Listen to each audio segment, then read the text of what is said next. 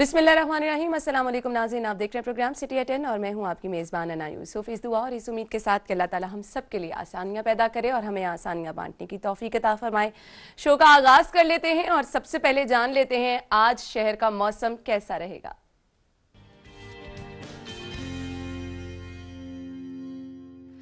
जी नाज़रीन, मौसम की सूरत हाल जानते हैं। हमारी रिपोर्टर खुशबू हमारे साथ मौजूद हैं। खुशबू, बताइएगा मौसम इस वक्त शहर का कैसा है और प्रेडिक्शन क्या की जा रही है? आइंदा 24 घंटे में वीकेंड भी है, तो मौसम कैसा रहने वाला है?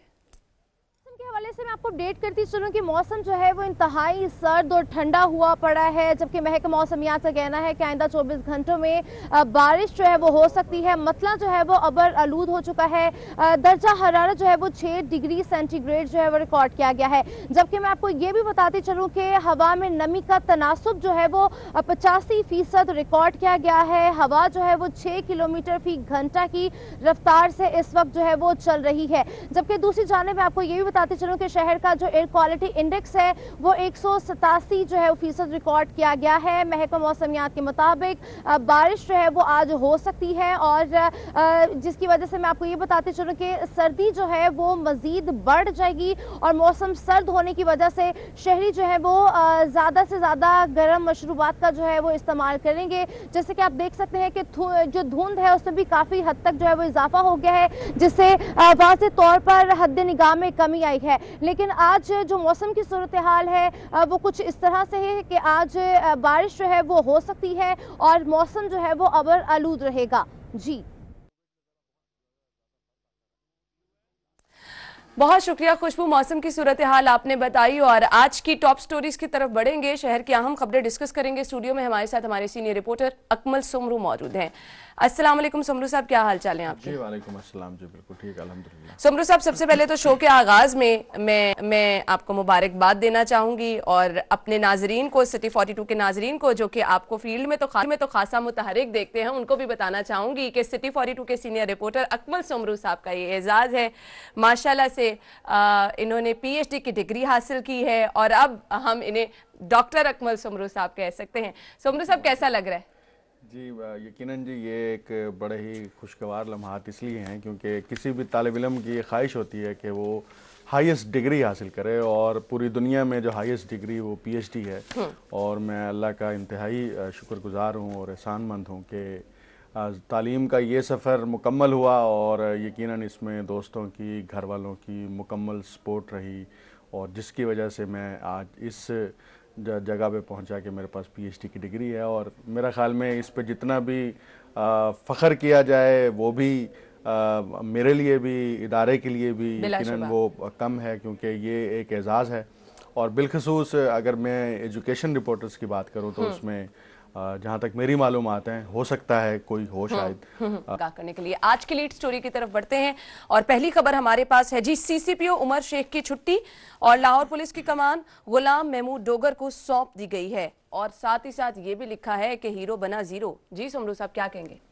जी बिल्कुल, ये एक बहुत बड़ी तब्दीली है और गुज़िश्ता रोज़ जब इसका तबादला किया गया तो उससे पहले ही ये बात गश थी कि आज CCPO को तब्दील कर दिया जाएगा। और मेरे ख्याल से ये वो तब्दीली है जो कि वाकई जिस तब्दीली की बहुत लाहौरियों को बिलखसूस और जो इवन महकमा पुलिस के अंदर, जो लाहौर पुलिस के अंदर भी जो ऑफिसर्स थे, उनको भी इस तब्दीली का इंतज़ार था। और उसकी मुख्तलिफ वजूहात हैं कि 3 महीने की ये तैनाती थी और इस तैनाती की इब्तदा जो है वो एक CCPO की वजह से IG पंजाब की तब्दीली की सूरत में मुल्क ने देखी, लोगों ने देखी।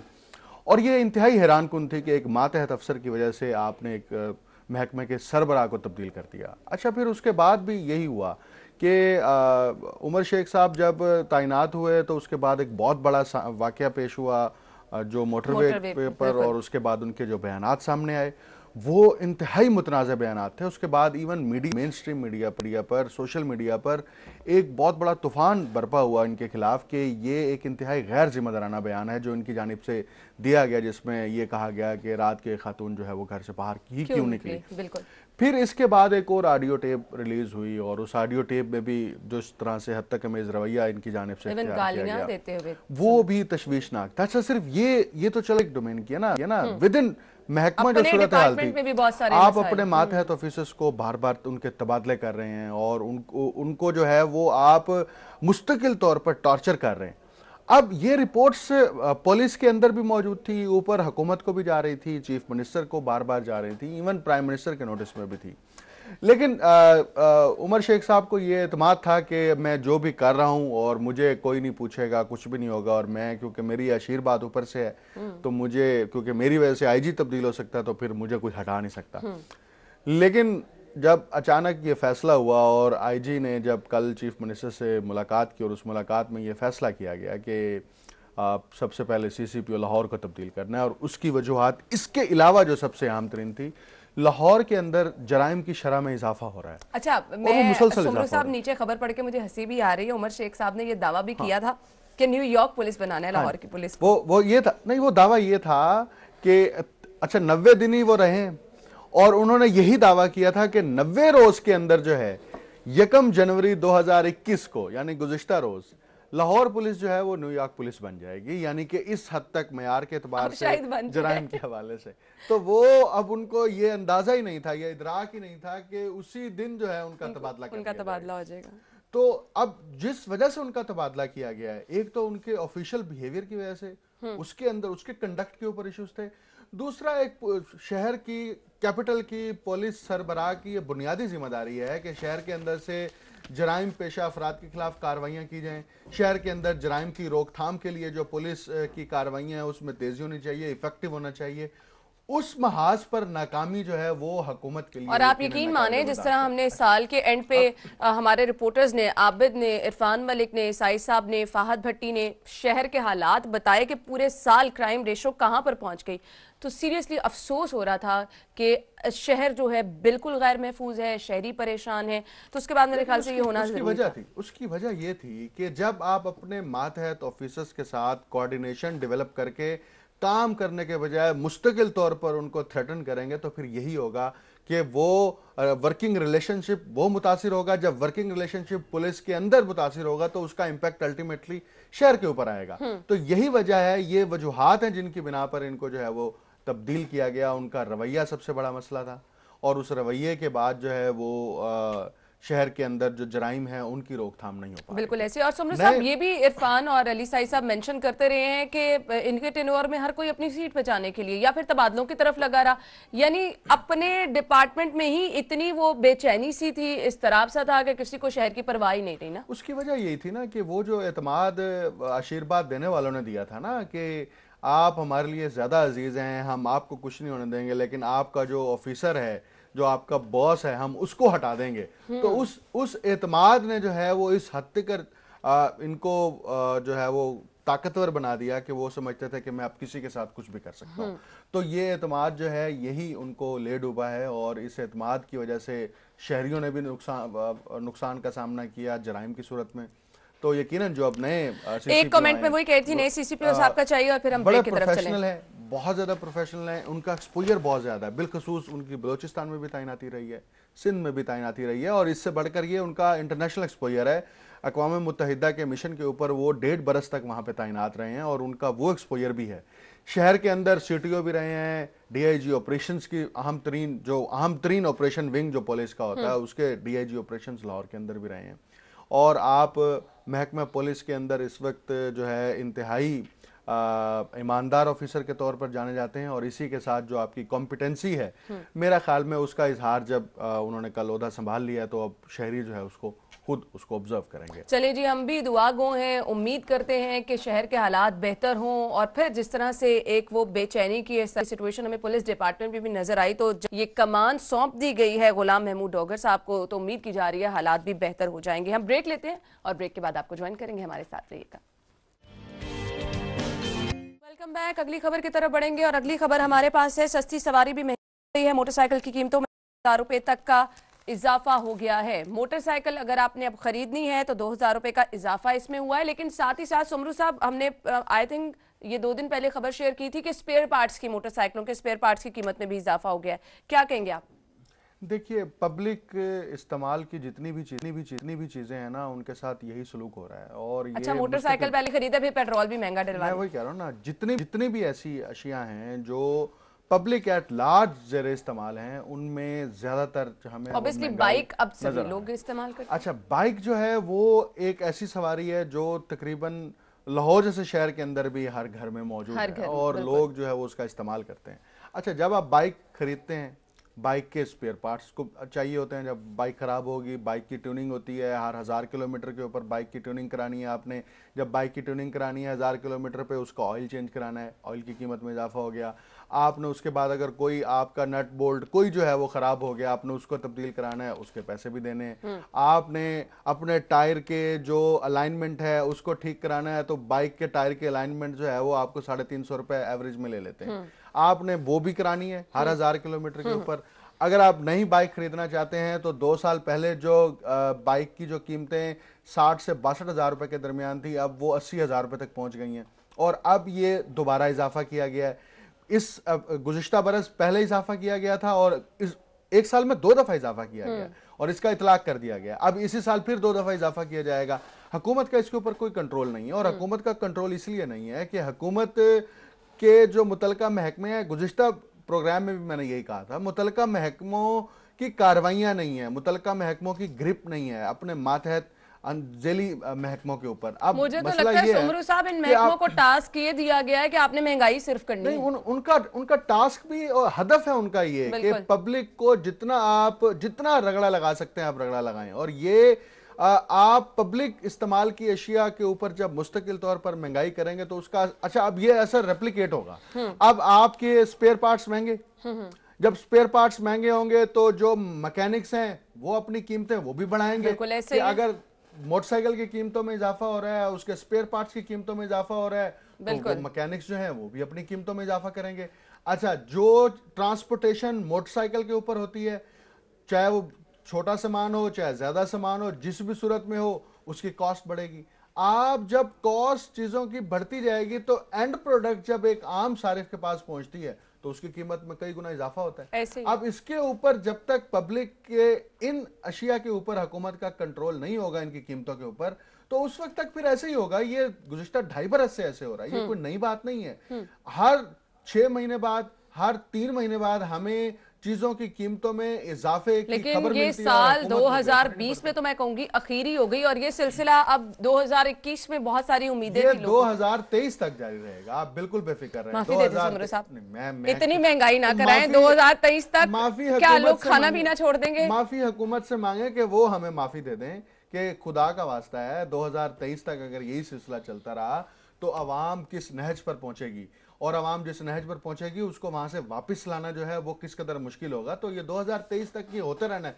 2.5 बरसों से हो रहा है ना मुस्तकिल। किसी चीज में कोई कमी आई है या तो 2.5 बरसों में किसी चीज में कमी आई हो, ग्राफ कोई नीचे गया हो। हाँ, ग्राफ ये जरूर नीचे गया होगा कि आपकी जो महंगाई है वो बढ़ गई है, आपकी आमदन कम हो गई है, आमदन का ग्राफ नीचे गिर गया है। तो ग्राफ नेगेटिविटी में तो जरूर गिरा होगा, लेकिन रिलीफ के मद में जब हम ग्राफ को देखते हैं तो वो तो मुसलसल जो है वो अच्छा, फिर इस पे सुमरू साहब जो रिलीफ के दावे अवाम को ये कहा जाता है घबराना नहीं, मुझे सिर्फ ये बता दें फिर ये घबराएं कैसे ना आवाम? मुझे तो समझ से बाहर है, इतनी महंगाई, हर जगह महंगाई, और सिर्फ ये कह देना कि घबराना नहीं, वो तो फिर बड़ा। तसल्लियां देने का मकसद सिर्फ ये है कि अवाम की तरफ से रद्द अमल ना आए।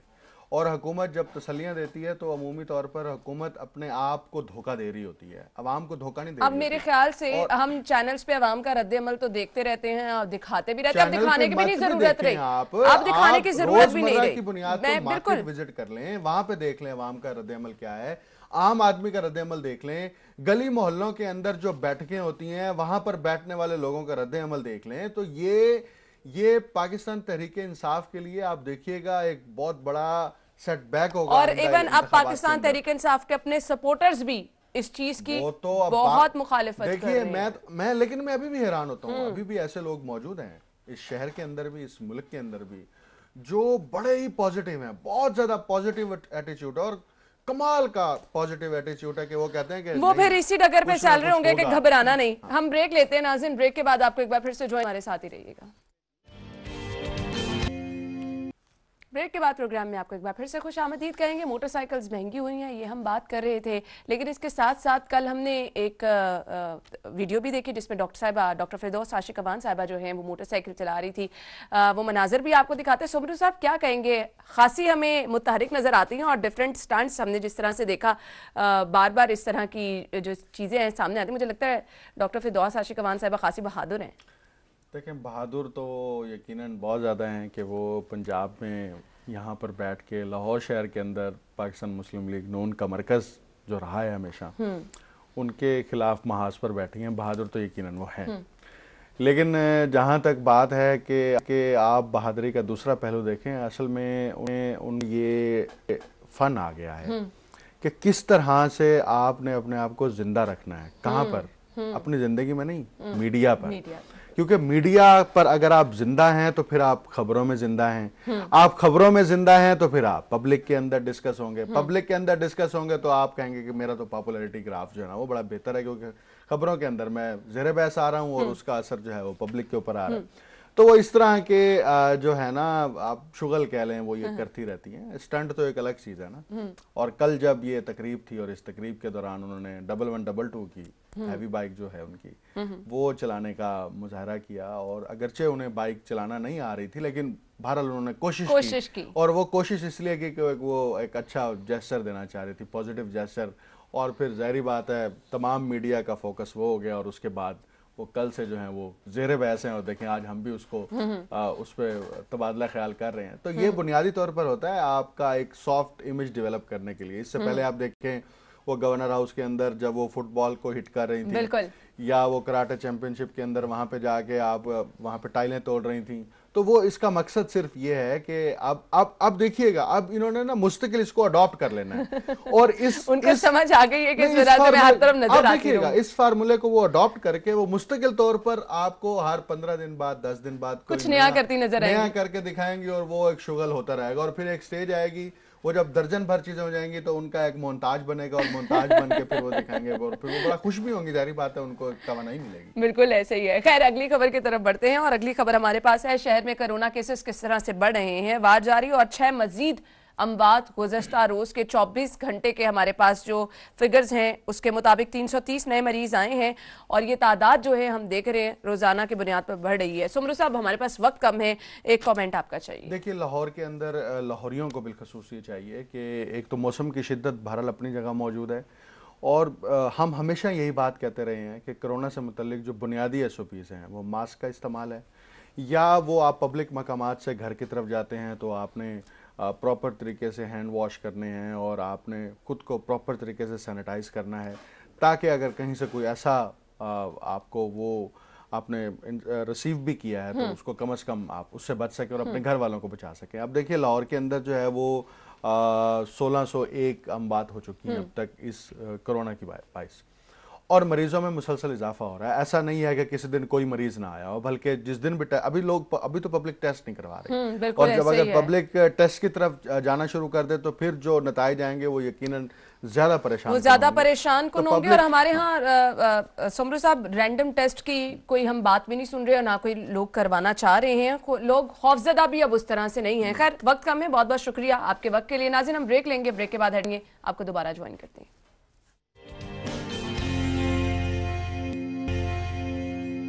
ब्रेक के बाद प्रोग्राम में आपको एक बार फिर से खुश आमदीद कहेंगे। और नाज़रीन, वीकेंड है, और वीकेंड पे सभी लोग प्लान करते हैं अपनी फैमिली के साथ कुछ स्पेशल, और स्पेशल जब आप प्लान करना चाहते हैं तो आगाज़ लाहौरिये कर लेते हैं जी, बाहर नाश्ता पॉइंट पर जाकर अपनी फैमिली के साथ नाश्ता एंजॉय करते हैं। और आज भी कुछ ऐसा ही हो रहा है। शहर का मशहूर नाश्ता पॉइंट है मजंग, जहाँ पर हमारे रिपोर्टर फ़ारान यामीन मौजूद हैं। फ़ारान, बताइएगा, मौसम तो खुशगवार है, सर्दी की शिद्दत में इजाफा हो रहा है, लाहौरिये जो हैं नाश्ता पॉइंट्स का रुख कर लेते हैं, वीकेंड अपनी फैमिली के साथ भरपूर तरीके से मनाते हैं। कहाँ पर आप मौजूद हैं और किस तरह से शहरी जो है सब नाश्ता एंजॉय कर रहे हैं अपनी फैमिली के हमरा?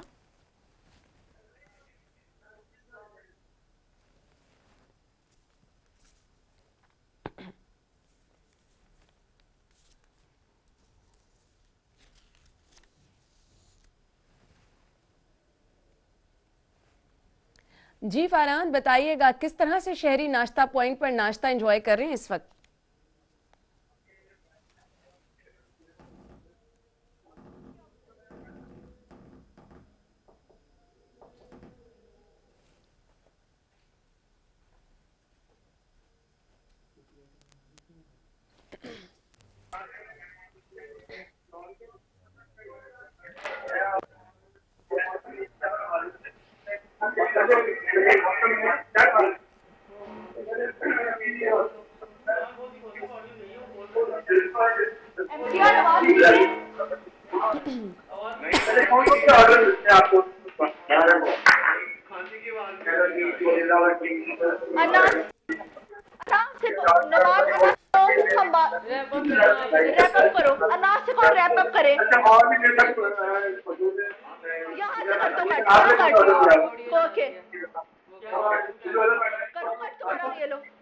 आपने कौन सा ऑर्डर दिया हुआ है? हमने गोभी वाला पराठा। गोभी वाला पराठा है। सुबह सुबह कोई खास बात?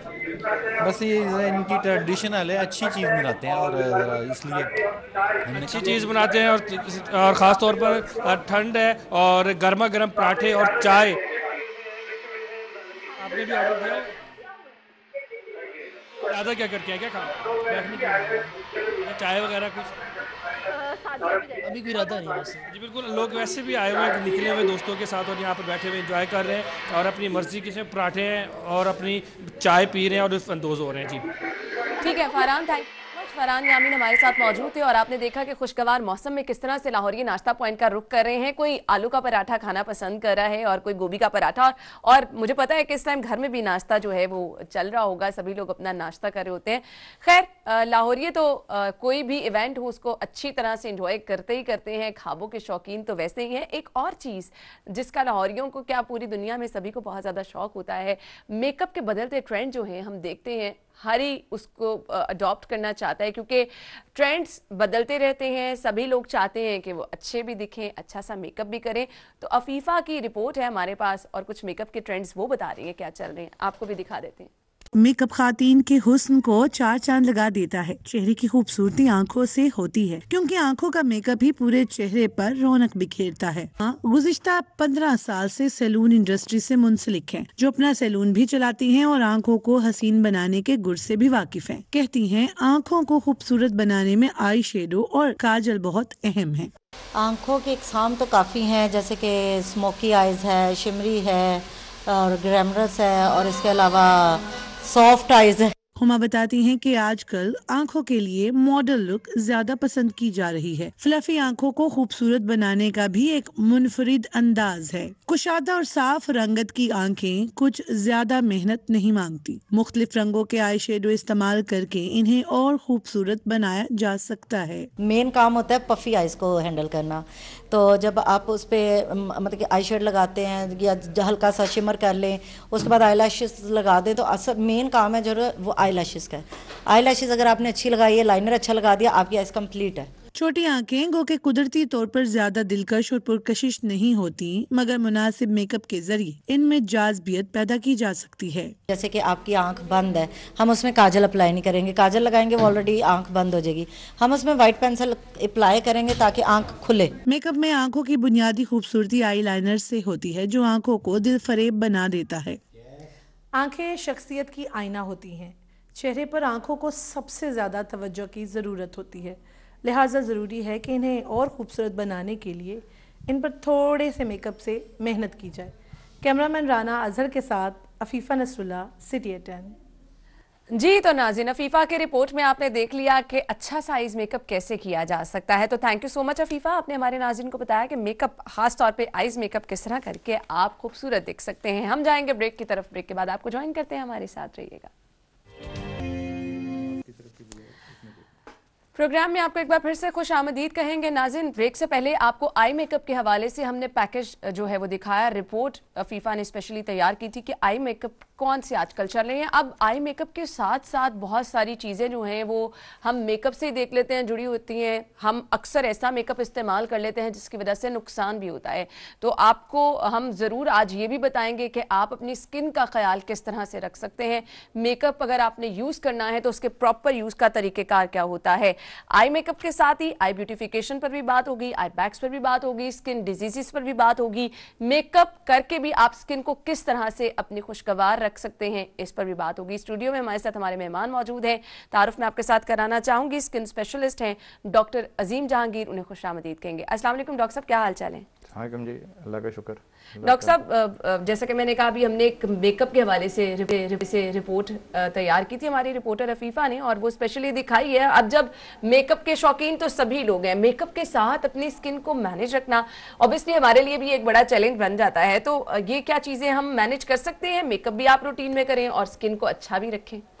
जी, पहली बात तो ये कि अगर आपको लगे कि आपकी जिल्द खराब है टू बिगिन विद, यानी उसमें कोई झुर्रियां पड़ी हुई हैं, खुश्की है, खारिश हो रही है, डार्क हुई हुई है, या पिंपल्स हैं उसके इर्द गिर्द, तो उस वक्त तो मेकअप करें ही ना, क्योंकि पहले आपकी जिल्द को नॉर्मल होना चाहिए और उसके बाद आपको मेकअप करना। उसके लिए बड़ा आसान तरीका ये है कि अगर आपको लगे कि खारिश हो रही है, डार्क सर्कल्स पड़े हुए हैं, झुर्रियां पड़ी हुई हैं, तो इसका मतलब है कि आपको किसी चीज़ से एलर्जी है। 90% चांस ये कि आपको किसी चीज़ से एलर्जी है जिसकी वजह से ये मसला हुआ है। तो उसके लिए आपको ज़रूरी है कि आप अपने जिल्द के स्पेशलिस्ट को दिखाएंगे। काफ़ी दफ़ा जब हम कोई आई ड्रॉप डालते हैं, वो दवाई आई के लिए होती है, लेकिन वो जब आई ड्रॉप बाहर आ जाता है और जिल्द पे लगता है तो वो भी एलर्जी कर सकता है, और ये बड़ी कॉमन चीज़ है। और वो उस दवाई से नहीं होती, बल्कि उस दवाई में प्रिजर्वेटिव्स होते हैं जो दवाई को सही रखते हैं, जो कि वहाँ उसमें बैक्टीरिया को या जरासीम को उगने से रोकते हैं, उनसे एलर्जी होती है। और उसको हम स्किन के हवाले से टेस्ट कर सकते हैं। उसका टेस्ट करने का एक तरीका है, पैच टेस्ट कर सकते हैं, देख सकते हैं कि कौन सा जुज्व है उस दवा का जो एलर्जी कर रहा है आपको। तो एक तो ये होना चाहिए कि वो उस बीमारी का पहले इलाज होना चाहिए, उसके बाद आप मेकअप करें। कुछ लोगों का ख्याल ये है कि सिर्फ मेकअप से जो चीज़ें हो सकती हैं वो दवाइयों से शायद मुमकिन नहीं है, लेकिन अब वो दवाएं उसकी आ गई हैं बहुत सारी, जिससे आपके डार्क सर्कल्स ठीक हो सकते हैं, आपके आई बैग्स ठीक हो सकते हैं। अगर आपकी आई लैशेस छोटी हो गई हैं तो आई लैशेस को लंबा करने के लिए भी एक दवाई ईजाद हो चुकी है, काफ़ी अर्से से हम इस्तेमाल कर रहे हैं। इसी तरह जो आजकल मैं काफ़ी दफ़ा वो सोचता हूँ कि ये फैशन में जिस तरह कपड़े आते हैं, टाइयाँ कभी छोटी होती हैं, कभी चौड़ी होती हैं, जूते कभी नोकदार होते हैं, इस तरह जो आईब्रोज हैं आजकल, मुझे नहीं पता था, मेरी डॉक्टर्स मुझे बताती रहती हैं कि जी आजकल जो है ज़्यादा थिक आईब्रोज का फैशन आ गया है। तो थिक आईब्रोज करने के लिए अगर आप समझते हैं कि आई पेंसिल और उससे काम नहीं चल रहा, तो हम यहाँ पे हेयर ट्रांसप्लांट कर सकते हैं, यानी हेयर पीछे से लेके थोड़े से वहाँ पे हेयर लगा सकते हैं उसको, लेकिन वो उसी तरह बढ़ेंगे जिस तरह आपके सर के बाल बढ़ते हैं, उसी तरह आपको ट्रिम करने पड़ेंगे, तो आप उसको भी शेप कर सकते हैं। यानी वो जो आपको कलर लगाने का या पेंसिल से आईब्रोज बनाने का झंझट था वो खत्म हो जाएगा और आपके परमानेंट आईब्रोज हो सकते हैं। इसी तरह आपकी जो आई बैग्स हैं उनको हम ठीक कर सकते हैं। आई बैग्स लोगों का ये ख्याल है कि जी सिर्फ ना सोने से या कम सोने से होते हैं, उसका ताल्लुक यूजुअली इससे नहीं होता। थोड़ा बहुत मुमकिन है कि आंखें सूज जाती हों रोने से या ऐसी चीज़ों से, लेकिन आमतौर पर जो आई बैग्स हैं वो इनहेरिटेड होते हैं। आपकी अगर फैमिली में किसी की आई बैग, इसकी सिर्फ सर्जरी करनी पड़ती थी। आपको 90% केसेस जो है हम सर्जरी के बगैर फिलर करते हैं। कुछ ऐसे लेजर्स हैं, रेडियो फ्रीक्वेंसी एक है, उससे हम आई बैग्स को काफ़ी हद तक कम कर लेते हैं। और वो जो आपकी जो सूजी हुई आंखें या जो आपको लगता है कि थका हुआ चेहरा लग रहा होता है, आई तो बिकॉज आईज एंड लिप्स, ये जो दो कंपोनेंट्स आपके फेस के बिल्कुल चेहरे जी, तो वो बड़े आपके इंप्रेशन क्रिएट करते हैं। अच्छा डॉक्टर साहब, मैं यहाँ पे खास तौर पे डार्क सर्कल के हवाले से बात करना चाहूंगी। होम रेमेडी लोग बड़ा कहते हैं जी, और फिर इस पे डाइट का भी आ जाता है। आप अपनी डाइट अच्छी रखें, दूध का इस्तेमाल करें। आपको क्या लगता है बेसिक वजह इसकी क्या है, और फिर अगर आप इलाज की तरफ जाते हैं तो इसका इलाज कौन सा मौजूद है? सबसे पहले तो हमें ये देखना होता है कि जब हम पेशेंट को किसी को देखते हैं तो सबसे पहले देखते हैं कि क्या आई सर्कल कब से मौजूद है। अगर बचपन से मौजूद हैं या बचपन में अगर किसी को एक बीमारी होती है जिसको हम एटॉपिक डर्मेटाइटिस या बचपन का एक्जिमा बोलते हैं, उसमें आईज के करीब, चूँकि आई की जो स्किन है वो बहुत ज़्यादा सेंसिटिव है और बहुत बारीक स्किन है। बहुत दफ़ा हैरानी होगी आपको सुन के कि कुछ लोग जब नेल पॉलिश लगाते हैं जी, तो उसका सबसे ज़्यादा जो नुकसान पहुंचता है, ये समझ लें, या अगर कभी एलर्जी उससे हो तो वो आइज़ के करीब होती है। वाई? बिकॉज वो जो नेल पॉलिश के अंदर कुछ केमिकल्स ऐसे हैं जो कि बाकी जिल्द चूँकि हमारी मोटी होती है रिलेटिवली, तो वो उससे बर्दाश्त कर लेती है, लेकिन आई के करीब उसके समझ लो उसका इफेक्ट होता है, वहाँ एक्जिमा होना शुरू हो जाता है। और ये वो चीजें डॉक्टर साहब जो हमें अक्सर पता भी नहीं होती। हाँ जी, और एलर्जीज जो हैं तो आई के करीब हमें पहले तो ये देखना है कि एलर्जी तो नहीं है कोई जिसकी वजह से आपके जो डार्क सर्कल्स बन रहे हैं, वो डार्क सर्कल्स एक्चुअली कम होते हैं और वो एलर्जी होती है। अब काफ़ी दफ़ा ये होता है कि वो इतनी देर तक एलर्जी रहती है कि वो एलर्जी तो ख़त्म हो जाती है लेकिन वहाँ पे निशान छोड़ जाती है, जिसको हम पोस्ट इन्फ्लेमेटरी हाइपर पिगमेंटेशन बोलते हैं, कि वहाँ पे पिगमेंटेशन हो गई है इन्फ्लेमेशन या सोजिश के बाद।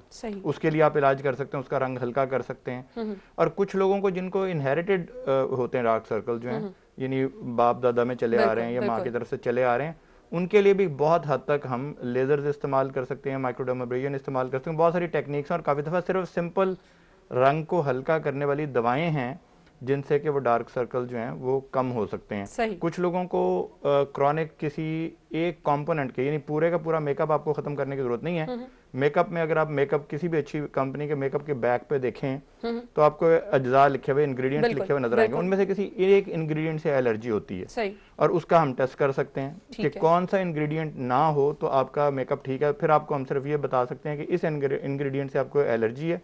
आपने जब भी कोई खरीदना है मेकअप तो ये देखना है कि उसमें ये ना हो। जी बिल्कुल सही। अच्छा डॉक्टर साहब ये बताएगा, सर्दियां हैं और बहुत सारे लोगों को स्किन की प्रॉब्लम हो जाती है, अमूमी तौर पर सर्दियों में स्किन डिजीजेस कौन कौन सी होती हैं, फिर उनके इलाज की तरफ भी हम चलेंगे। अच्छा, मैं एक चीज़ बल्कि भूल गया आपको बताने कि जो लास्ट आपने जो पूछा था वो मेरे दिमाग में था, लेकिन मुझे था कि वो कुछ लोगों को, चूंकि उसका क्वेश्चन इतने ज़्यादा आते हैं हमें ईमेल में और इधर उधर से, कि वो बताना शायद ज़रूरी है। कुछ लोग ये कहते हैं कि जी कि डार्क सर्कल की मैंने क्रीमें भी इस्तेमाल की, मैंने दवाइयाँ इस्तेमाल कर ली, अब ठीक नहीं हो रहा, तो उसका क्या इलाज है?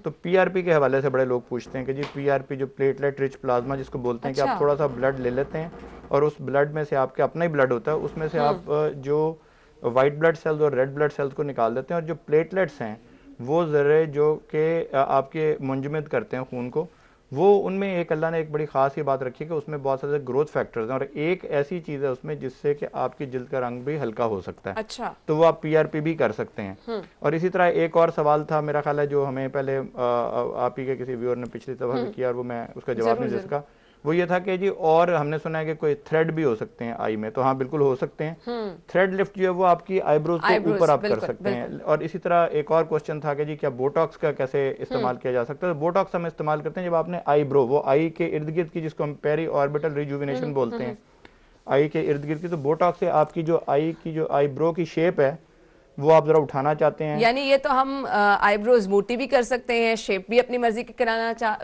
जिस तरह की चाह सकते हैं वो करवा सकते हैं आप, यानी इस पे कोई मसाइल नहीं रहे, आपको आर्टिफिशियल कुछ नहीं करना पड़ेगा। और नॉन सर्जिकली अब चूंकि अवेलेबल है तो उससे, इसी तरह जो थ्रेड है, थ्रेड से भी आप काफी दफा आईब्रो की शेप को भी चेंज कर सकते हैं, उठा सकते हैं जरा, जिससे कि पहले जो सिर्फ सर्जरी से काम हो सकता था।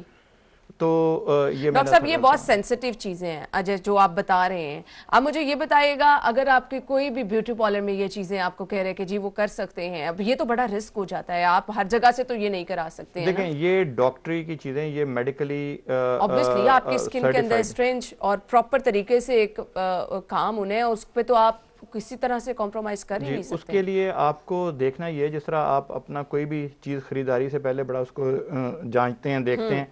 और दूसरा ये जो सोशल मीडिया पे या जो आपने देखा होगा कि इंटरनेट साइट्स बहुत सारी अब ऐसी खुल गई हैं जो कि फेक रिव्यूज और के जी फलां डॉक्टर बड़ा अच्छा या फलां बड़ा बुरा, वो उस पे प्लीज उस पे मत जाएं, खुद जाके डॉक्टर से एक दफा मिलें और उन्हें कंसल्टेशन लें और आप देखें कि अपने 2-3 डॉक्टर से मिल लें और देख लें कि जिससे आप मुतमिन हैं, ले उनके क्वालिफिकेशन चेक करें, उनका तजुर्बा चेक करें कि कितने अरसे से वो ये काम कर रहे हैं, उन्होंने कहाँ से सीखा, उन्हें फ़ोन करके पता करेंगे जी क्या वाकई उन्होंने वहाँ से सीखा। थोड़ी सी तकलीफ जो आपको शुरू में करनी पड़ेगी, और अच्छे कोई डॉक्टर्स जो हैं किसी और फील्ड के डॉक्टर्स जो कि फ़र्ज करें अगर आपने किसी अच्छे स्किन स्पेशलिस्ट के पास जाना है तो जो अच्छा कोई चेस्ट का डॉक्टर है जिस पे आप एतबार करते हैं वो उससे पता करें कि जी मुझे रेफर करें। बिल्कुल। और ये वो चीजें हैं कि आप बगैर पता कि ये डिटेल में जाने डॉक्टर के बगैर आप इस तरह का रिस्क कोई ले भी नहीं सकते, क्योंकि स्किन का आपकी मामला होता है। डॉक्टर साहब स्किन डिजीजेस की तरफ आ जाते हैं, कौन कौन सी अमूमी तौर पर बीमारियां सर्दियों में स्किन के हवाले से हो जाती हैं? देखें सबसे पहले तो आजकल जो मसला है वो एक तो सर्दियां भी हैं और साथ उसके ये कोविड का भी मसला चल रहा है, तो उससे हमारी जिल्द की बीमारियां, एक्चुअली कुछ बीमारियां तो बहुत ज़्यादा बढ़ गई हैं। उनमें जो सबसे ज़्यादा बड़ी है वो है आपके हाथों पे एक्जिमा और खुश्की का हो जाना, और वो इतनी ज़्यादा शदीद खुश्की होती है कि हाथ फट जाते हैं, एड़ियाँ फट जाती हैं, होंठ फट जाते हैं लोगों के, तो वो फेस पे बहुत ज़्यादा एक्जिमा हो जाता है, काले से निशान भी पड़ जाते हैं स्किन के ऊपर आपके। जी, जहाँ पे अभी आपको मैंने जैसे बताया कि एक्जिमा होगा, दाने होंगे, कोई भी जब जिल्द की बीमारी होती है अक्सर वो या ज़्यादा गाढ़ा निशान छोड़ती है या उससे हल्का निशान छोड़ती है। तो अब जो ख़ास तौर पे सर्दियों में होता ही है कि आप में आपकी हवा में नमी का तनासुब बहुत कम हो जाता है, बिल्कुल ये कुदरती बात है। वो उसके लिए और ख़ास तौर पे इस इलाके का ये एक है कि जब सर्दियां होती हैं तो बहुत ज़्यादा खुश्की हो जाती है। अब जो खुश्की है उसके लिए एक तो बड़ा काम आपने बड़ा आसान काम किया जा सकता है कि हम कोई भी ऐसा सोप इस्तेमाल ना करें जो जिल्द को बहुत शदीद खुश्क करे। सही। नंबर 2 कि अगर आपने कोई ऐसा सोप इस्तेमाल कर ही लिया है तो फौरी तौर पे आप कोई ना कोई मॉइस्चराइजर, अगर कुछ भी नहीं कर सकते तो वैसलीन लेके, सिंपल वैसलीन लेके लगा लें, सिंपल पेट्रोलियम जेली लेके लगा लें, कोई ऑयल लगा लें, उससे कम अगर आप अफोर्ड नहीं कर सकते तो ये इतना आसान तरीका है कि ये भी ना करें तो ज्यादती वाली बात होगी। तीसरी बात ये है कि जब आपने हाथ धोने हैं तो आप बहुत ज़्यादा गर्म पानी इस्तेमाल ना करें। सही। यहाँ पे मैं लोगों से कहता हूँ कि पाकिस्तान में बहुत सारी और अयाशियों के साथ साथ एक अयाशी है कि आपके घर मासियाँ होती हैं बर्तन धोने के लिए, और बाहर अमेरिका में जब बर्तन खुद धोने पड़ते हैं तो प्लेटें जो होती हैं अगर उस पर बहुत ज़्यादा घी लगाओ, सालन लगाओ, तो हमारा होता है कि गर्म पानी के नीचे प्लेट को गुजारते हैं ताकि सारे का सारा ऑयल वहाँ से बह जाता है। प्रॉब्लम यह है कि यही असूल जो है वो जिल्द में भी कारआमद होता है। हाँ जी, बिल्कुल वही कार फरमाया। तो आप क्या जो ही आप जिल्द को गर्म पानी के नीचे रखेंगे तो जिल्द में अल्लाह ने लाखों ऐसे ग्लैंड बनाए हैं जो कि ऑयल प्रोड्यूस करते हैं, आपकी जिल्द को तरावत देते हैं हर वक्त।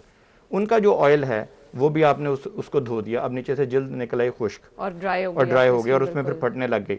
अब जब जिल्द फटने लग जाती है उसमें फिर वो तमाम बैक्टीरिया, वो तमाम वायरसेस जा सकते हैं जो कि नॉर्मल जिल्द में नहीं जाते। तो जिल्द की आपने प्रोटेक्शन खत्म कर ली, एक प्रोटेक्टिव लेयर खत्म कर दी।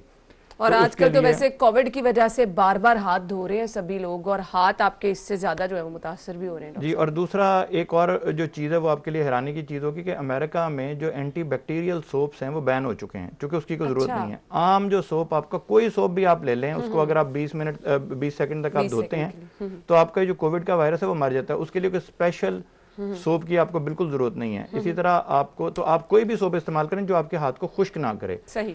सेकंड चीज ये है कि जो आप इस्तेमाल करते हैं आजकल सैनिटाइजर्स, जहां पे आपको हाथ धोने का मौका मिल जाए आप वहां पे सैनिटाइजर प्लीज इस्तेमाल ना करें, क्योंकि सैनिटाइजर है किसी इमरजेंसी यूज के लिए, आप गाड़ी में हैं कोई ऐसी जगह पे जहाँ पे हाथ नहीं धुल सकते, वहां पे आप सैनिटाइजर यूज करें, क्योंकि सैनिटाइजर में अल्कोहल होती है और अल्कोहल जिल्द को बहुत ज्यादा ड्राई कर देती है जब वो इवेपोरेट होती है। तो वो जो है वो आपने हाथ धोने ज्यादा हैं और सैनिटाइजर का इस्तेमाल आपने कम करना है। और ये आपकी पूरी बॉडी जो है, अगर आपको लगे कि आपने घर में खास तौर पे हीटर लगाते हैं आजकल हम, तो हीटर जो है वो आपकी हवा की नमी का तनासुब हवा में और भी कम कर देता है। आपने देखा होगा बाहर सारे के सारे गिर रहा होता है पानी, जो हीटर अपने एसी वाले अगर हीटर हो और जो कोई भी हीटर हो वो जरूर खुश करेगा। तो एक काम आप बड़ा आसान कर सकते हैं कि अगर आपके पास अवेलेबल हो तो आप कोई भी वेपोराइजर लगा सकते हैं घर के अंदर जो इवेपोरेट हल्का सा पानी करता रहता है। अगर आपको लगे वो अवेलेबल नहीं है तो आप कोई भी पानी का छोटा प्याला भर के उसको आप रख दें घर के किसी कोने में, कमरे किसी कोने में, ताकि वहां पे जो हल्का सा बुखारात जो उसके बन के हवा में उड़ते रहेंगे वो हवा में नमी के तनासिब को थोड़ा सा मुनासिब रखेंगे। सही। डॉक्टर साहब मुझे ब्रेक की तरफ जाना है, जब वापस नाज़िर हम आएंगे तो हमने बात करनी है जो आप स्किन पॉलिशर वगैरह करते हैं या फिर फेशियल कराते हैं, ड्राई स्किन के ऊपर आप अपनी स्किन पर अगर ये सब कर लेते हैं तो वो अक्सर ऐसे होता है स्किन आपकी जल सी जाती है, फिर वहाँ काला निशान जो है वो रह जाता है। इस पर हम बात करेंगे, इसका बेहतरीन हल क्या हो सकता है डॉक्टर साहब हमें बताएंगे, ब्रेक के बाद वापस आते हैं।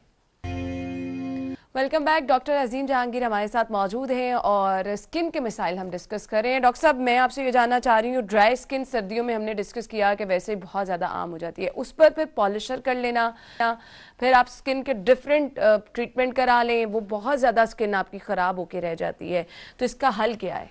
देखें, सबसे तो पहला हल ये है कि जब भी आपको कोई जिल्द का मसला हो तो अपने जो डर्मेटोलॉजिस्ट हैं, जो स्किन के स्पेशलिस्ट हैं, उनसे ज़रूर मशवरा करें। लोग सच्ची बात है, अगर मैं आपको स्टैटिस्टिक्स बताऊं तो हम लोग थोड़ा सा काफ़ी दफ़ा देख रहे होते हैं कि जितने लोग जितने महंगे पॉलिशर्स और जितने महंगे फेशियल्स करवाते हैं उससे 10 गुना कम में आपकी एक स्किन की कंसल्टेशन प्रॉपर डॉक्टर से हो सकती है। और उसका फायदा ये है कि जब आपकी जिल्द नॉर्मल पहले करना जरूरी है, तो अगर आपकी जिल्द बहुत ज्यादा ड्राई है, जब तक आप उसको नॉर्मलाइज नहीं करेंगे उसके ऊपर जो भी आप चीज कराएंगे, जिस तरह मैंने बताया कि आपकी प्रोटेक्टिव लेयर तो पहले उतर गई, अब कोई प्रोटेक्शन नहीं जिल्द के ऊपर आएगी, जो भी आप केमिकल लगाएंगे, जो भी आप वो जिल्द के अंदर जाएगा और वो शदीद किस्म की एलर्जी कॉज करेगा। तो उससे सबसे पहला काम है कि आपने जिल्द को ट्रीटमेंट करके उसको प्रॉपर नॉर्मल करना है। कोई भी अच्छा डॉक्टर ये कर सकता है, डर्मेटोलॉजिस्ट होना चाहिए, स्किन स्पेशलिस्ट होना चाहिए। उसके बाद आप ये करेंगे कि अगर आपको कोई जिल्द का मसला है तो पहले ये देखें कि क्या ये ट्रीटेबल चीज है। अगर ट्रीटेबल चीज है तो मुमकिन आपका उसका मुस्तकिल ही इलाज हो जाए। फर्क करें, हम जब काफी दफा मेकअप कर रहे होते हैं तो स्किन के ब्लेमिशेस को, स्किन की जो खामियां उनको छुपाने की कोशिश कर रहे होते हैं। जिस तरह दानों का जो मसला है वो आजकल भी बहुत ज्यादा हो जाता है, क्योंकि लोग काफी ज्यादा मॉइस्चराइजर लगाते हैं और बड़ा हैवी मॉइस्चराइजर होता है, जिससे कि वो मॉइस्चराइज तो हो जाती है जिल्द, लेकिन वहां पे पोर्स जो है बंद हो जाते हैं जिल्द के, जिसकी वजह से वहां पे दाने शुरू हो जाते हैं निकलना। बिल्कुल।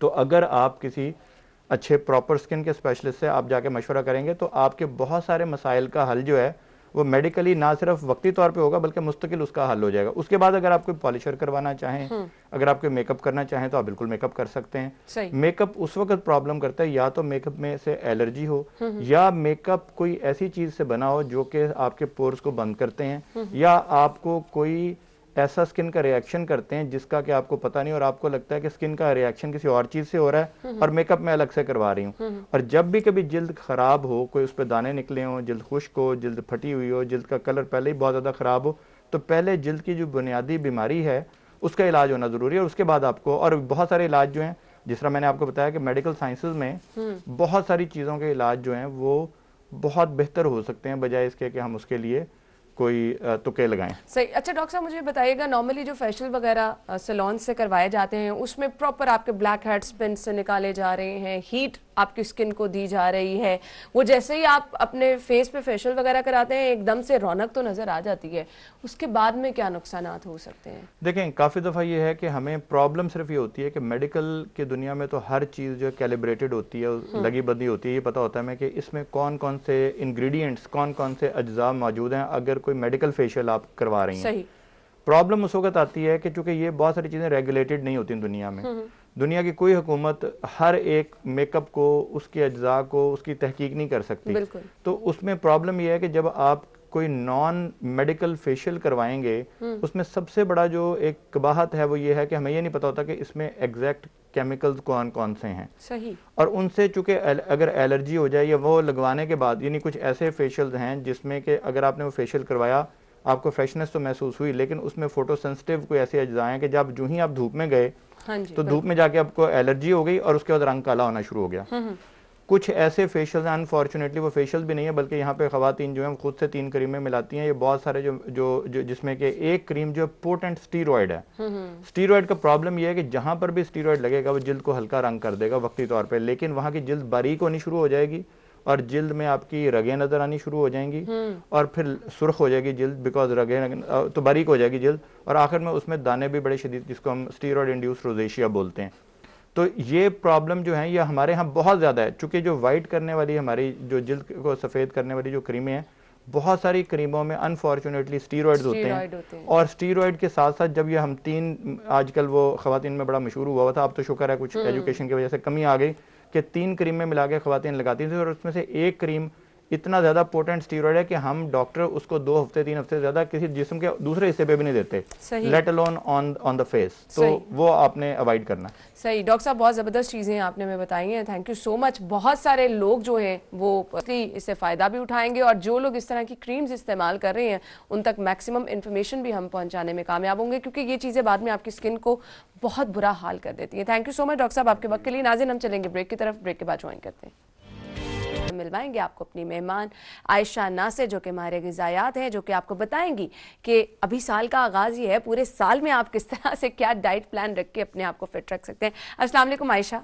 वालेकुम अस्सलाम। क्या हाल चले आपके? मैं बिल्कुल ठीक, आप बताएं? बिल्कुल ठीक ठाक। आयशा आपको पता है बहुत सारे लोगों से मेरी बात हुई, फ्रेंड्स में ऐसे डिस्कस हो रहा होता है कि इस साल में आप क्या करने वाले हैं, न्यू ईयर रेजोल्यूशन क्या है। बहुत सारी फ्रेंड्स कह रही थी कि वो इस साल में उन्होंने डिसाइड ये कर लिया है कि वो स्मार्ट होना चाहती हैं। तो ये पॉसिबल है कि आप सब चीज़ें प्लान करके अपने आप को स्मार्ट रख सकते हैं? डिपेंड करता है मोटिवेशन क्या है और कितनी है। हम हर साल ये सोचते हैं कि बस आखिरी साल था जिसमें हम मोटे थे, इसके बाद अब हमने देखना पता नहीं 1 जनवरी से ऑनवर्ड्स हमने क्या ही करते हैं। मोटिवेशन हो तो बिल्कुल मुमकिन है। अगर मोटिवेशन नहीं है और 1 जनवरी को ही आपने बहुत ज़्यादा मीठा न्यू ईयर की खुशी में बहुत ज़्यादा आपने मीठा खा लिया तो आपने वहीं से गड़बड़ कर दिया। डे 1 से स्टार्ट करें और स्टेप बाय स्टेप, ये नहीं कि आपने उठते साथ ही, अक्सर ये होता है, मैंने देखा है जब क्लाइंट आता है ना उसकी मोटिवेशन ये होती है हमें फजर के वक्त से डाइट प्लान शुरू करें, मैंने कल से फजर के टाइम उठना है। आप उठें, 1 स्टेप अ टाइम, एक वक्त में एक कदम उठाएंगे तो आप कर सकेंगे। अगर आप बिल्कुल कोशिश करेंगे आप 360 का टर्न ले लें तो कहीं ना कहीं चीज़ें जो है वो फेल होंगी। स्टेप बाय स्टेप, और नहीं तो अपना रात का खाना बेहतर कर ले। बस आपका स्टेप 1 ये होना चाहिए कि अगले 1 महीने मैंने रात के खाने में कुछ गलत नहीं खाना, मैंने रात का खाना बहुत हेल्दी खाना है। या ये हो सकता है स्टेप 1 के मैंने 1 महीना बाहर का कुछ नहीं खाना, मैंने पैकेट की कोई चीज़ नहीं खानी, मैंने जंक फूड नहीं खाना। फिर जब वो आप अचीव कर ले तो उसके बाद आप स्टेप 2 पे जाएं कि मैंने दिन में 7 कप सब्जियां जरूर खानी है। अभी आते आते रास्ते में गाड़ी में कंसल्टेशन कर रही थी और मैं उन खातून को ये समझा रही थी 7 कप सब्जियां हमें डेली चाहिए। हम में से कितने लोग खाते हैं? कोई भी नहीं खाता। सो आपका स्टेप 2 ये हो सकता है कि आपने दिन में 7 कप सब्जियां जो हैं वो रॉ फॉर्म में, और अगर कुक्ड हैं तो 3.5 कप कुक्ड वेजिटेबल जरूर लेनी है और आलू नहीं लेने। ठीक है। सो स्टेप 3 ये हो सकता है फ्राइड आइटम्स को हमने बिल्कुल अवॉइड करना है। स्टेप 4 ये हो सकता है मीठा जो है, जो हम इवन अगर खजूर है तो वो मॉडरेशन में हमने इस्तेमाल करना है। स्टेप 5 हो सकता है कि हमने अपना पानी का इस्तेमाल बढ़ा देना है। स्टेप 6 हो सकता है कि हमने ऑयल का इस्तेमाल जो है वो मिनिमम ले जाना है। मतलब आप स्टेप बाय स्टेप चलेंगे तो हम। अच्छा, अब आयशा ये चीजें बता रही है, मैं बहुत सारे लोगों को ऐसे भी जानती हूँ जो ये कहते हैं कि जी चावल उन्होंने बिल्कुल खाना छोड़ दिया, चावल मोटापा करते हैं, लेकिन अगर रोटी खा रहे हैं तो वो उन्होंने 2-3 खा लेनी और ये जी रोटी से कोई नुकसान नहीं हो सकता। असल में आजकल है ना, शायद आपने सुना हो मल्टीग्रेन आटा आया हुआ है और बड़ा वो ट्रेंड में है, और आधे लोग तो उसको सिर्फ इसलिए इस्तेमाल कर रहे हैं कि ये ट्रेंड में है। अब साइकोलॉजिकली उनके दिमाग में ये है कि इसमें उतनी कैलोरीज नहीं है जितनी गंदम की रोटी में होती थी, और यही सोच के वो 2 रोटियां मल्टीग्रेन की खाते हैं। अगर गंदम की खाएं तो 1 रोटी खाते हैं, मल्टीग्रेन आटे की वो 2 रोटियां खा रहे हैं, क्योंकि साइकोलॉजिकली उनके दिमाग में ये चल रहा है कि शायद इसमें कैलोरीज कम होती है। सो ये नहीं कि आपने हेल्दी चीज़ अगर डाइट में शुरू कर ही दी है तो उसको इस्तेमाल ज़रूरत से ज़्यादा करके हमने उसके साइड इफेक्ट शुरू कर देने हैं। सो हेल्दी चीज़ों का इस्तेमाल करें, जैसे हम लोग अक्सर शुगर को रिप्लेस कर देते हैं शक्कर या गुड़ के साथ। कैलोरीज उनमें भी हैं, वो हेल्दी हैं, इस बात में कोई शक नहीं है, लेकिन कैलोरीज उनमें भी हैं। अगर आपका वेट लॉस आपका गोल है तो शरबत बना बना के चाय नहीं पीनी, फिक्की चाय, दूध पत्ती नहीं पीनी, कम से कम दूध के साथ। आयशा, आज एक प्रॉपर डाइट प्लान भी हमारे नाजरीन के साथ शेयर करें कि अगर वो ये डाइट प्लान फॉलो करें तो उनका वेट वाकई कम हो सकता है।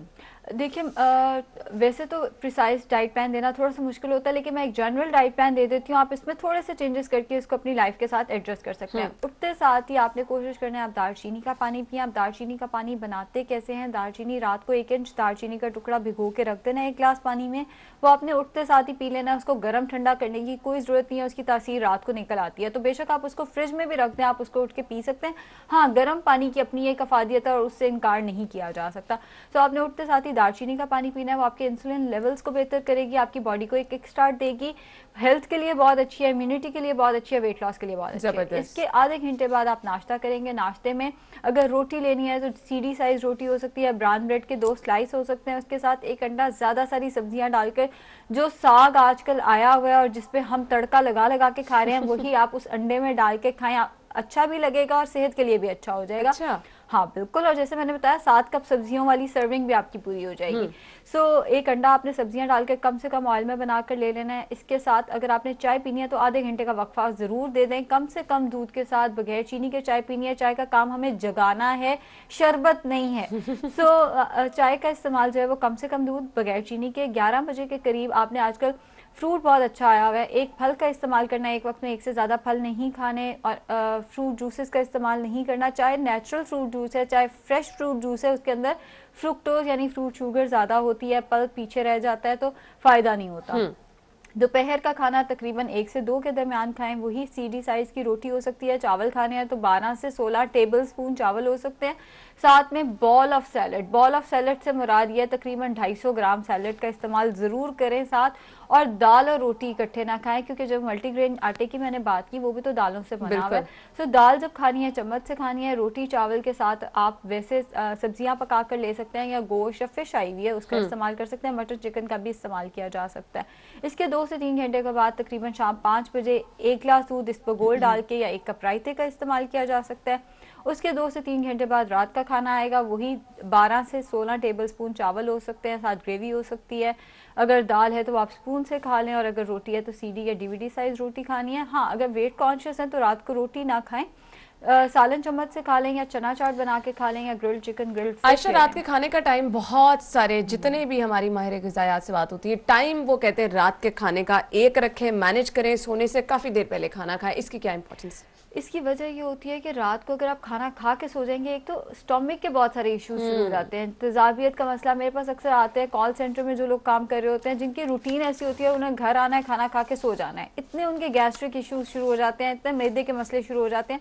सो रात का खाना सोने से कम 3 घंटे पहले, इससे ज़्यादा हो जाए ठीक है, इससे लेट नहीं होना चाहिए।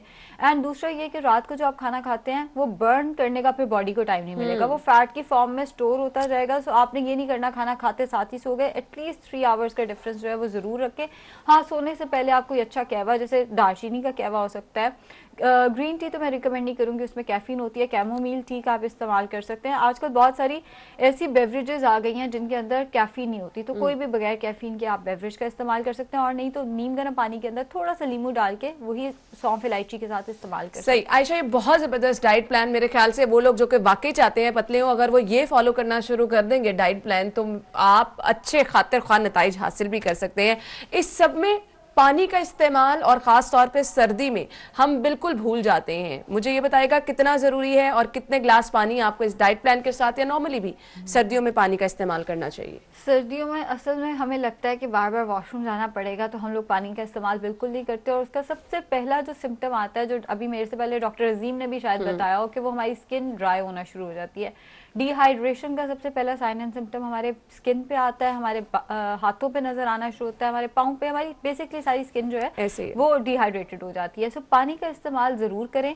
एक मैं टिप हमेशा देती होती हूँ कि अगर आप 10 ग्लास पानी दिन में नहीं पी सकते, नमाज से पहले 1 ग्लास पी लें, नमाज के बाद 1 ग्लास पी लें, दिन में 5 नमाजें हैं, 10 ग्लास आपके पूरे हो जाएंगे। अगर आपको याद नहीं रहता, अगर याद भी रहता है और आप फिर भी नहीं पीते, तो फिर थोड़ा सा इस चीज़ को समझें कि पानी की कमी ना तो वेट लॉस होने देती है, हजार कॉम्प्लिकेशंस लेकर आती है। कॉन्स्टिपेशन को कहते हैं कि तमाम बीमारियों की जड़ है, पानी की कमी कॉन्स्टिपेशन की वजह बनती है। तो बस इतना समझ लें कि बहुत सारी बीमारियों की जड़ बन सकता है। पानी का इस्तेमाल अगेन ज़रूर करें। अगर पानी पी नहीं सकते, पानी खा लें। खाने से मुराद ये है कि वो हमारे पास वेजिटेबल्स जैसे खीरा है, टमाटर है, जिनके अंदर वाटर कंटेंट ज़रा हाई है, ऑल्दो वो पानी का नेमुल बदल नहीं है, लेकिन फिर भी उनका कहीं ना कहीं इस्तेमाल कर लें। कुछ ना पीने से बेहतर है कि कुछ थोड़ा बहुत ले लिया। बिल्कुल ऐसे ही। ये बहुत जबरदस्त डाइट प्लान आयशा ने हमारे साथ शेयर कर दिया, लेकिन आगाज में जो आयशा ने सबसे पहले बात की थी वो सबसे ज्यादा जबरदस्त है, और वो है मोटिवेशन। मोटिवेशन जो है वो आपको किसी मकाम पे और अच्छे रिजल्ट की तरफ लेके जाती है। तो हम अक्सर ये गिला सुनते रहते हैं कि हम चीजें तो डिस्कस करते हैं, एक प्रॉपर डाइट प्लान कभी नहीं शेयर किया, तो वो आज आयशा ने आपको बता दिया है। अब आपने मोटिवेट अपने आप को रखना है और इसको फॉलो भी करना है, और फिर हमें जरूर बताइएगा कि इसके रिजल्ट कैसे मिले हैं। Thank you so much Ayesha, बहुत बहुत शुक्रिया आपके। नाज़रीन, इसी के साथ ही प्रोग्राम का वक्त भी अपने इख्तिताम को पहुंचा है। इंशाल्लाह जिंदगी रही तो मंडे को आपसे मुलाकात होगी। अपना ख्याल रखिएगा, इजाजत दीजिए, अल्लाह हाफिज।